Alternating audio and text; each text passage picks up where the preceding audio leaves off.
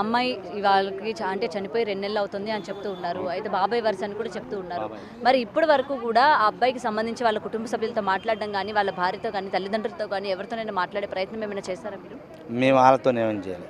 మరి ఆ అబ్బాయి వాళ్ళు మీ అమ్మాయి చనిపోయిందన్నప్పుడు మరి మీరు వెళ్లి మాట్లాడాలి కదా! ఈ విధంగా మీ అబ్బాయి వాళ్ళని చనిపోయిందని చెప్పి ఏం అడగలేదా? లేదు మేడం, మేము కేసు పెట్టినాం కదా ఈడ. ఆ! ఇప్పుడు 2 నెంబర్ల అనుమానం వచ్చినాయి. హ్మ్. మనకు అది వరకు తెలిస్తే మేము అక్కడ అడుగుదాం. హ్మ్. మనకు తెలియదుగా, హ్మ్. మనం ఇక్కడ అడిగాం. ఇక్కడ తెలిసింది ఆ నెంబర్ల మీద మేము పిటిషన్ ఇచ్చినాం. ఆంచోని ప్రెగ్నెంట్ అని తెలిసింది హాస్పిటల్ పోగానే. హ్మ్. అక్కడి నుంచి 3వ నాడు డైరెక్ట్ కొట్టుకు లొంగిపోయాడు. హ్మ్. ఇప్పుడు వాళ్ళ తల్లిదండ్రులు ఏమంటున్నారు? వాళ్ళ తల్లిదండ్రులు ఏమంటే మనకు తెలియదు. మరి అడగాలి కదా! ఏమనుకుంటున్నారు? ఏంటి ఇలా మా అమ్మాయికి అన్యాయం జరిగింది కాబట్టి కుటుంబ సభ్యులు ఏం మాట్లాడతారు ఏంటి అని మేము కేసు పెట్టినాం. ఇక మేము కేసు ద్వారానే పోతున్నాం. లీగల్‌గా మేము ప్రొసీడ్ మేము అవుదాం లీగల్గానే.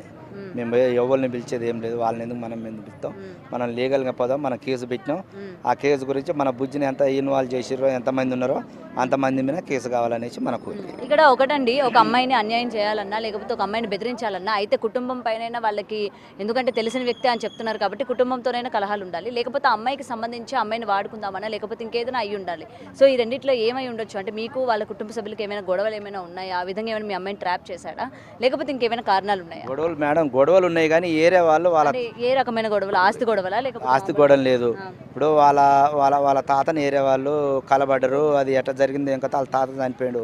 వాళ్ళ తాత చనిపోతే వాళ్ళకు మేము కొద్దిగా వాళ్ళు చంపిన అన్నోళ్ళకి వెళ్ళి నాకెళ్ళి ఉంటారు వాళ్ళు దంటగాడు. ఇక ఆ రోజు నుంచి కొద్దిగా నా మీద వాళ్ళ కోపమే. వాళ్ళ నా మీద కోపమే కొద్దిగా. మరి మీకు వాళ్ళతో గొడవ జరిగింది, వాళ్ళకి మీరంటే కోపం అని మీ అమ్మాయికి తెలుసా? మాకు అందరికి తెలుసు. తెలుసా మీ అమ్మాయి అబ్బాయితో ప్రేమలో ఉందా? అది మనకు తెలియదు. ఎందుకంటే తల్లిదండ్రులు తిట్టిన వ్యక్తితోని వాళ్ళు కూడా శత్రువులుగానే చూస్తారు కదా. మరి అమ్మాయి కూడా అక్కడ ఎన్నడూ లేదు. పతలపాడు వచ్చేది లేదు. వస్తే దాసారం అమ్మమ్మ వాళ్ళ ఇంటికి హైదరాబాద్ తప్ప ఎక్కడ లేదు. ఆ రోజు హైదరాబాద్ నుంచి ఇంటికి వచ్చినాడు బాబాయ్ నన్ను గాడ దించంటే బాబాయ్ అని దించన్నందుకు తీసుకొని పోయిండు బండి మీద. ఆడ దించుండు. ఆ రోజు ఇది జరిగిన మ్యాటర్ ఇదంతా. పరిచయం అది వరకు బాబాయ్ అని పిలిచేది కానీ ఇక ఇట్లా ఇప్పుడు బాబాయ్ అని పిలిచినాక మనం మాత్రం ఏమనుకో పిలవడం బాబాయ్ అని పిలిచినా 3 నెలలు గర్భవతి అని ఎట్లా అండి మరి? తర్వాత బాబాయ్ అని తెలిసినా సరే ఒకడు నీ దగ్గరికి వస్తున్నాడు, వేరే ఏది కాదు, బాబాయ్ అంటే తండ్రి లాంటి వాడు కదా.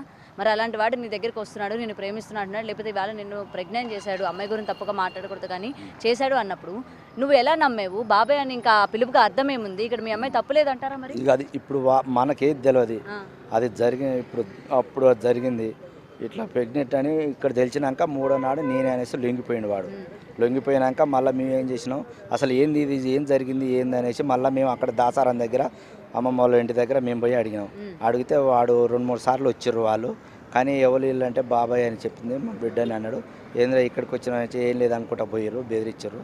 కానీ మేము ఇంత అని అనుకోలే. వాళ్ళకు మళ్ళీ మా వాళ్ళకు మాటలు లేవట. ఆ రోజు చెప్పుదురు వాళ్ళు మాటలు లేవట, అందువల్ల చెప్పలేదట. చచ్చిపోయినాక ఇప్పుడు ఇగో ఇట్లా అనేసి ఇప్పుడు ఇవన్నీ వాళ్ళు ఇప్పుడు మాకు చెప్పడం జరిగింది. మీరు అన్నారు కదా కేవలం ఈ వ్యక్తే కాకుండా ఇంకా ముగ్గురు కూడా ఇందులో ఇన్వాల్వ్ అయి ఉన్నారు అని. సపోర్ట్ ఎందుకు అంటే ఏమని బెదిరించారు? ఒకవేళ ఈ విధంగా ఎక్కడికైనా అమ్మాయిని తీసుకెళ్ళడం కానీ ఇది ఇంట్లో చెప్తే చంపేస్తామన్నా లేకపోతే కుటుంబాన్ని చంపుతామన్నా ఏ విధంగా బెదిరించారు? కుటుంబాన్ని చంపుతాం అనేసి అని బెదిరించారు. మిమ్మల్ని చంపేస్తామని అదొకటే మాట చెప్పింది నా బిడ్డ ఆ రోజు.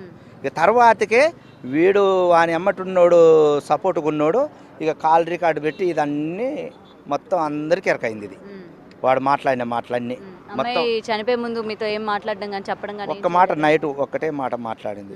నాన్న నన్ను ఇట్లా కేశవమైన మహేష్ చేయడం వీళ్ళు బెదిరించారు నాన్న అని అన్నది. ఎందుకు బెదిరించారు ఏం సంగతి అని నేను అన్నా. ఏం సపోర్ట్ చేయలే, అదొక్క మాట అన్నది నన్ను. సరే తెల్లారికి అట్లా పోయి నేను పోలీస్ స్టేషన్లో కేసు పెడతారా ఈ రాంగ్ నెంబర్ల మీద అన్న.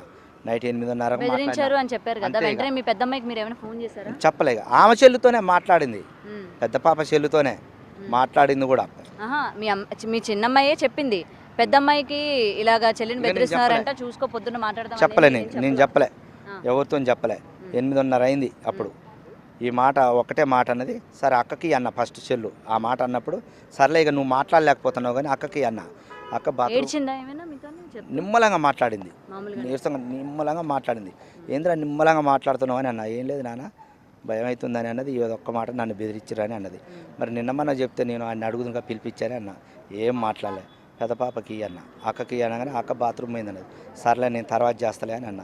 8:30 అయింది. నేను తానం చేసిన, అన్నం తిన్నా, ఛార్జింగ్ పెట్టిన, నేను బయటికి వెళ్ళిన.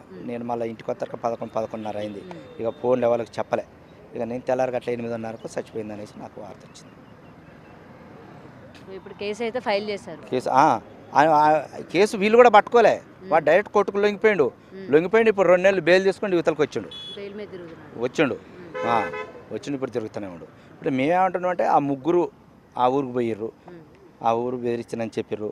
ఈ ఫోన్ కాల్స్ వచ్చినాయి రాంగ్ నెంబర్లు, ఆ రాంగ్ నెంబర్లు వీళ్ళే చెప్పిర్రు, వీళ్ళు ఫలానోడు అని చెప్పిర్రు. వాళ్ళే అన్ని కుసబెట్టి చెప్పిర్రు. ఒకేసారి అన్నాం, ఇవాళ ప్లేట్ మార్చేసారు. ఇప్పుడు లేదు వాడు చెప్తుండు, మేము పోలేదని చెప్తుండు అని అన్నాడు. వీళ్ళు కూడా ఆడికి వచ్చి ఇంక్వైరీ తీసుకుర్రు. దాచారం పోయారు పోలీసు వాళ్ళు కూడా.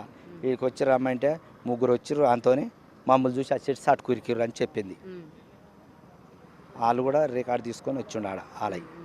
ఇప్పుడు ఏమంటారు, వాడే 2 సెల్లులు ఉన్నాయట, 7 సిమ్ములు ఆని అనట. అండ్ మీ అమ్మాయి కూడా సీక్రెట్ ఫోన్ ఇచ్చారన్నారు కదా, పోస్ట్ మార్టం చేసినప్పుడు అండ్ పోలీసులు వచ్చినప్పుడు ఆ ఫోన్ ఏమైనా దొరికిందా? దొరకలే, లేదు. ఇప్పటి వరకు దొరకలేదు. లేదు దొరకలే. ఫ్రెండ్స్కి ఏమైనా ఇచ్చిందని కానీ ఏమైనా కానీ ఒక స్లిప్ అట, గింత స్లిప్ ఏమో ఇక అది గింత స్లిప్ ఉందట. ఆ స్లిప్ ఆ డెస్క్లో ఆడ దూగిట్లా ఉందట. ఉంటే వీళ్ళు అందరిని బయటికి వెళ్ళి దింగారట పోలీసు వాళ్ళు. ఆ స్లిప్ ఒకటి ఒక కానిస్టేబుల్ తీసుకొని జేబులో పెట్టుకున్నాట. మనకు తెలియదు.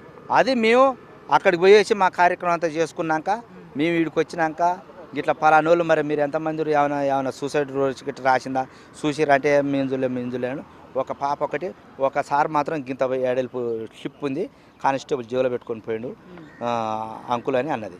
నేను పోలీస్ స్టేషన్ పోయినాక అడిగిన, మీరాట గిట్ట స్లిప్ ఉందంటే ఎవరైనా అన్నది, మామిన దొంగతనం పెడుతున్నావా అనేసి కానిస్టేబుల్ ఎస్ఐ మామినే రివర్స్ అయ్యారు. మేము ఎందుకు తీసుకుపోతాం, మాకేంది అనేసి అన్నారు వాళ్ళు. మీరు తీసుకుపోయారట ఒక స్లిప్ అంటే, అది కాదు మీవోని ఫోన్ నెంబర్ అని అన్నారు. మావోని ఫోన్ నెంబర్ ఎంత, మావోని ఫోన్ ఎక్కడిది నెంబరు, మావోనికి ఎక్కడిది ఫోన్ అని మేము అడిగినాం కానిస్టేబుల్. అడిగితే ఆయన పేరు అని అన్నారు. మళ్ళీ ఏం పేరు చెప్పని అన్నాం.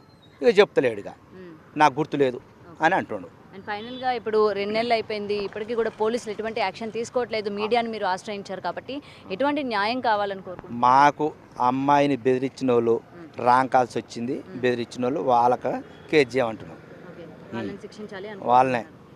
వాళ్ళ వరకు కేసు చేయాలంటున్నాం. ఒకరి మీద మనకు అవసరం లేదు.